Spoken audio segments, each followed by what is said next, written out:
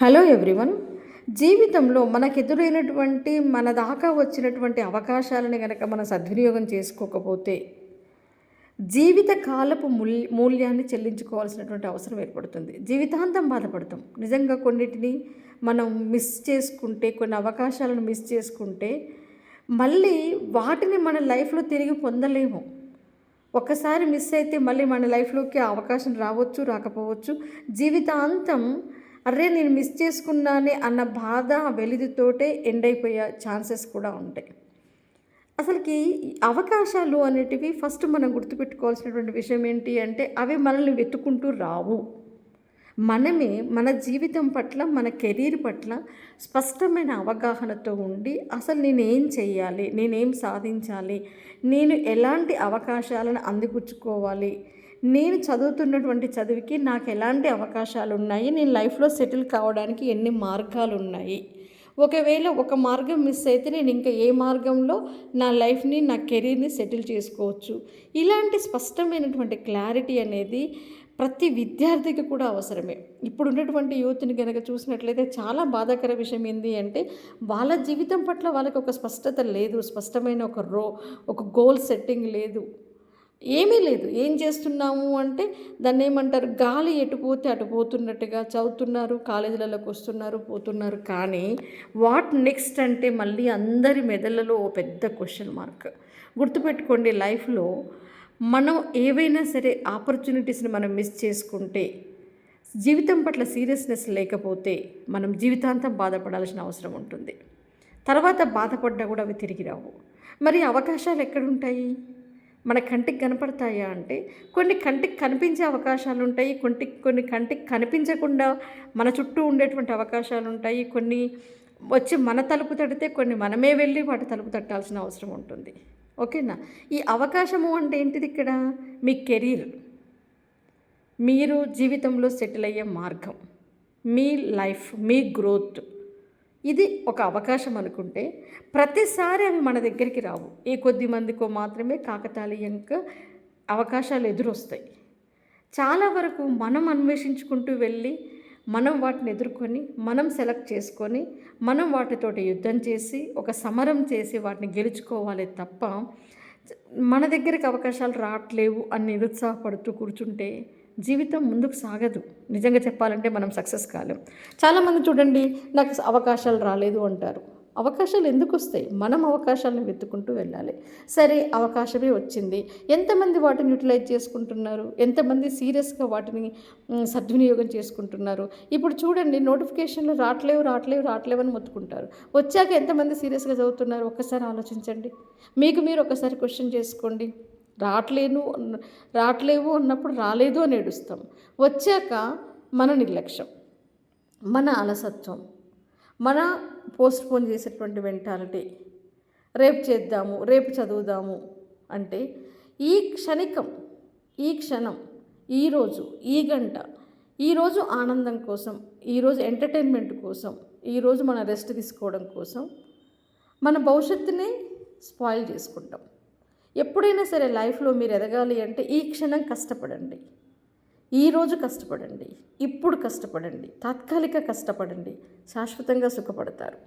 Long period మీరు మంచి secured లైఫ్‌లో మీరు సెటిల్ అయిపోతారు. అలా కాకుండా ఎక్కువ మంది చేసేది ఏంటి అంటే, వచ్చిన అవకాశాలన్నింటినీ జారవిడుచుకుంటూ చూడండి. ఒకటి మిస్ అయితే మళ్ళీ ఇంకొక అవకాశం మన లైఫ్‌లోకి రావచ్చు, రాకపోవచ్చు. అది వచ్చేసరికి మనలో ఇప్పుడున్నంత దృఢత్వము, ఇప్పుడున్నంత బలము ఉండొచ్చు, ఉండకపోవచ్చు. కాబట్టి గుర్తుపెట్టుకోండి, మనమే వెతుక్కుంటూ వెళ్ళాలి. మనమే సృష్టించుకోవాలి. మనమే అన్వేషించుకోవాలి. వాటిని ఒడిసి పట్టుకోవాలి. మన కెరీర్‌కి మనమే సెటిల్ చేసుకోవాలి. ఒక మార్గాన్ని ఎంచుకోవాలి. ఆ మార్గంలో సెటిల్ అవ్వడానికి మనం అహర్నిశలు కష్టపడాలి. ఇప్పుడు కష్టపడి, ఇప్పుడు సమరం మీరు చేస్తేనే జీవితకాలం మీరు శాంతిగా బ్రతకగలుగుతారు. ఇప్పుడు మీరు సమరం చేయకుండా, పోరాడకుండా, రెస్ట్ తీసుకుంటూ, ఎంజాయ్ చేసుకుంటూ, కాలాన్ని వృధా చేసుకుంటూ, ఎటు పోతున్నామో, ఏం జరుగుతుందో, ఎప్పుడు తెల్లారిందో, ఎప్పుడు నిద్రపోయిందో, అసలు మనం నడుస్తున్నామా, పరిగెత్తుతున్నామా, మేలుకొని ఉన్నామా, నిద్రపోయామా, మన బ్రెయిన్ ఎక్కడుంది, మన అధీనంలో ఉందా లేదా అని తెలియకుండానే జీవితం గడిపేస్తుంటే రేపు భవిష్యత్తు అంతా అంధకారమే కదా. చూడండి, చాలా వరకు నోటిఫికేషన్స్ వచ్చినప్పుడు మీకే అర్థమవుతుంది. ఒక నోటిఫికేషన్ మిస్ అయితే మళ్ళీ మనం అది అది మన దగ్గరికి రావచ్చు రాకపోవచ్చు, ఈలోపు మన జీవితంలో ఎన్నో మార్పులు జరుగుతుండొచ్చు. కాబట్టి ఒక్కటి అనుకున్న తర్వాత దానికోసం మీరు 100% కష్టపడాలి. ఒకవేళ అది మనకి చెందేది అయితే మనం దాంట్లో సక్సెస్ అవుతాం. లేదా ఏమవుతుంది, ఒక అనుభవం, ఒక ఫెయిల్యూర్ అనేది మనకి ఇంకొక ఫెయిల్యూర్ కూడా వన్ టైప్ ఆఫ్ సక్సెస్సే, గుర్తుపెట్టుకోండి. ఒక దాంట్లో మనం ఫెయిల్యూర్ అయ్యాము అంటే ఇంకొక మార్గంలో ఎలా వెళ్ళాలి అనేది మనకు అర్థమవుతుంది. ఇక్కడ ఫెయిల్యూర్స్ని రాగానే కృంగిపోతూ చాలామంది ఏం చేస్తారంటే ఒక ఫెయిల్యూర్ ఎదురు కాగానే దాని వెనకనే దాగున్న అవకాశాన్ని కూడా గుర్తించరు. ఆ ఫెయిల్యూర్ దగ్గర ఆగిపోయి ఏడ్చుకుంటూ జీవితాన్ని, ఆ ఫెయిల్యూర్ చాటున దాగి ఉన్న మీకోసం వేచి ఉన్నటువంటి అవకాశాలను కూడా గుర్తించకుండా తమల్ని తాము నిందించుకుంటూ, రాతను నిందించుకుంటూ, దురదృష్టాలను నిందించుకుంటూ ఆ ఫెయిల్యూర్ తోటి లైఫ్ స్టార్ట్ చేసే వాళ్ళు చాలామందిని చూస్తుంటాం. కానీ ఆ ఫెయిల్యూర్ని యాక్సెప్ట్ చేసి కాస్త మనసు విశాలం చేసుకొని వాట్ నెక్స్ట్ అని చూడండి. దాని వెనకనే మీకు ఇంకొక ఆపర్చునిటీ ఎదురు చూస్తుంటుంది, ఇంకొక అవకాశం మీకోసం ఉంటుంది. అంటే ఇక్కడ ఫెయిల్యూర్ అయ్యాము అంటే ఇంకేదో మన కోసం ఉంది, ఇంకేదో మనం చేయాల్సింది ఉంది, ఇంకేదో మనం మార్చుకోవాల్సిందని గ్రహించాలి. ప్రతి ఫెయిల్యూర్ నుంచి కూడా మళ్ళీ మనం అవకాశాలను సృష్టించుకోవచ్చు, అవకాశాలని అందుకోవచ్చు. కాబట్టి ఫస్ట్ ఆఫ్ ఆల్ అవకాశాలు అంటే ఏంటో తెలుసుకోండి. అవి ఎక్కడుంటాయి? మన చుట్టూ ఉంటాయి, మనకు కనపడదు. మనం వాటిని గ్రహించం, మనం వాటిని పరిశోధించం, శోధించం, వాటిని గ్రహించం. మనకు అందుబాటులో ఉన్నవి మనకు కనిపించదు. ఎందుకు అంటే మన మనసు అనేది అంతగా పొరలు కప్పుకొని ఉంది. కాబట్టి జీవితం గడిచిపోతే మళ్ళీ తిరిగి రాదు, కాలం గడిచిపోతే మళ్ళీ తిరిగి రాదు. జీవితంలో అత్యంత విలువైనది ఏంటి అంటే కాలమే. మనం చాలా ముందుకు వెళ్ళిపోయిన తర్వాత నేను ఈ తప్పు చేశాను, ఆ తప్పు చేశాను అని బాధపడితే ఏం లాభం లేదు. చాలా వరకు ఏంటి అంటే మనము ఏం కోల్పోయాము అని తెలిసే లోపే, ఏం కోల్పోయాము అని మనం రియలైజ్ అయ్యే లోపే మన జీవితాన్ని కోల్పోతాం, మన జీవితమే అయిపోతుంది, చరమాంకంలోకి వచ్చేస్తాం. అప్పుడు మనం రియలైజ్ అయ్యి మాత్రం ఏంటి లాభం చెప్పండి. కాబట్టి ఇప్పటి వరకు మీ జీవితంలో జరిగినటువంటి నష్టాలని ఇక వదిలేసేయండి. ఇక నుంచైనా రియలైజ్ అవ్వండి, ఏం కోల్పోయారు అనేది ఒక్కసారి ఆలోచించుకోండి. మీకు ఎదురైనటువంటి అవకాశాలను ఎంతగా సద్వినియోగం చేసుకున్నారు. మీకు చదివే అవకాశం దేవుడిచ్చాడు. ఆ చదివే ఎప్పుడైనా గుర్తుపెట్టుకోండి, ఒక పేదవాడికి తలెత్తుకొని నిలబడేటట్టు చేసేటటువంటి, ఒక సామాన్యుడికి అసామాన్య స్థితిలో నిలబెట్టగలిగేటువంటి ఏకైక ఆయుధం చదివే. మన దగ్గర డబ్బు లేకపోవచ్చు, కానీ చదువు ఉంటే కూడా మనం గౌరవప్రదంగా ఒక ఉన్నత స్థాయికి ఎదగలుగుతాం. డబ్బు లేదు అని బాధపడే కంటే మన దగ్గర దాన్ని ఏమంటారు, మన పరిస్థితులు బాలేవు అని బాధపడే కంటే మన దగ్గర ఉన్నటువంటి ఆయుధం, ఎంతమంది మీలో చదువును పెట్టుబడిగా పెట్టుకుని మీ కెరీర్ని బిల్డప్ చేసుకుంటున్నారు, మీరు చదివిన దానితోటి మీ భవిష్యత్తును మలుచుకుంటున్నారు, ఒకసారి ఆలోచించండి. కాబట్టి చదువుకోవడము అంటే కేవలం డిగ్రీస్ తీసుకోవడం కాదు, దానిని మన కెరీర్కి ఉపయోగించుకోవాలి. దాన్ని బేస్గా చేసుకొని మన లైఫ్ అనేది సెటిల్ అయిపోవాలి. కాబట్టి ఇకనైనా సరే మారి అవకాశాలని అన్వేషించడం మొదలుపెట్టండి. మీకు ఎదురైనటువంటి అవకాశాలని 100% సద్వినియోగం చేసుకోండి. నోటిఫికేషన్స్ అనేటివి మళ్ళీ రావు.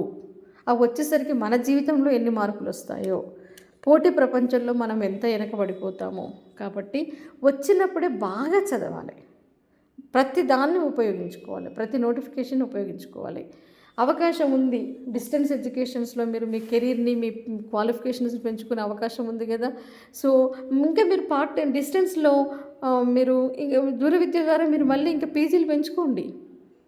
ఒక స్టూడెంట్ నాకు ఏమైంది అంటే కాకతాళీయంగా నేనే చెప్పాను, ఇంకొక పీజీ చేయి, ఎందుకు ఒక క్వాలిఫికేషన్ పెరుగుతుంది కదా అని. లాస్ట్ మూమెంట్లో తను చేసిన పీజీతోటే తనకు ఉద్యోగం వచ్చింది. అంటే మన చదువు ఎప్పుడు ఎక్కడికి వృధా కాదు. ఒకదాన్ని నమ్ముకొని అక్కడే ఆగిపోవడం కంటే ఇంకొన్నిటిని మనం సృష్టించుకోవాలి. అర్థమైందా? కాబట్టి ఎప్పుడు అలర్ట్గా ఉండండి, యాక్టివ్గా ఉండండి, స్పోర్టివ్గా ఉండండి, కాంపిటేటివ్గా ఉండండి, పాజిటివ్గా ఉండండి, ఉత్సాహంగా ఉండండి, ఉల్లాసంగా ఉండండి. ఏదో పోగొట్టుకున్న వాళ్ళలాగా కాదు. మీరు జీవితంలో మీకు శత్రువులు ఎవరో కాదు, మీకు మీరే శత్రువులు. మీరు సరైన సమయంలో సరైన అవకాశాలను సద్వినియోగం చేసుకోకపోతే, సరైన సమయంలో సరైన నిర్ణయాలు తీసుకోకపోతే, కష్టపడాల్సిన సమయంలో కష్టపడకపోతే, గుర్తుపెట్టుకోండి, మీ జీవితానికి శత్రువులు ఎవరో కాదు, మీరే మీకు బలమైన శత్రువులు. కాబట్టి ముందు మిమ్మల్ని మీరు గెలవండి. మిమ్మల్ని మీరు, మీలో ఉన్నటువంటి శత్రువుల్ని ఓడించండి. ఆటోమేటిక్గా మీరు జీవితాన్ని గెలిచే స్థాయికి వచ్చేస్తారు. ఓకేనా? వచ్చిన ఏ చిన్న అవకాశాన్ని కూడా జార విడుచుకోకండి. చక్కగా భవిష్యత్తు పట్ల ప్రణాళిక వేసుకోండి. ఓకేనా? All the best.